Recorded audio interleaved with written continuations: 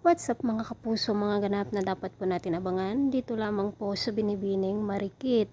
Na-frame up nga po ang ating bida dahil sa paglalagay ni Pia ng murder weapon na kung saan ay ginamit ni Soraya dito sa pagpatay kay William noon na nailagay ni Sofia dito sa gamit ni Marikit mga kapuso.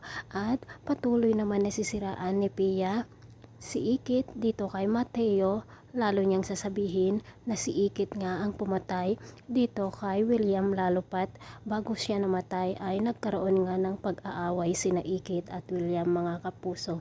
Maniniwala naman kaya sina Drew at Mateo dito sa ibinibintang kay Marikit, samantala hindi naman mahanap ng mga kasama ni Angela ang katawan nitong si Mayumi at iniligtas nga ng nakasombrero na babae, at siya nga po ang magliligtas dito kay Mayumi mga kapuso. Alalang-alala nga ang magkapatid, lalo pat nalaman na nila na nakauwi na nga si Mayumi ng matagal, ngunit hanggang ngayon ay hindi pa nila nakikita.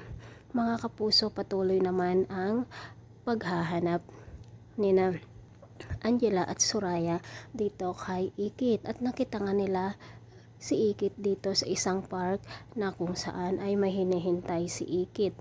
Ngunit sa totoo lang naman, walang kasalanan ang ating bida. Mananaig kaya ang totoong hustisya mga kapuso?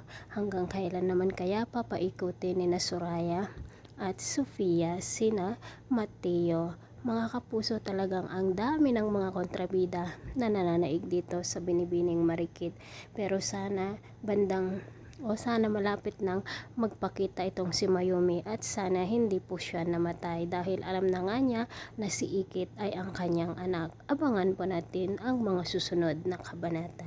Maraming salamat. Bye bye. See you again. Thanks for watching.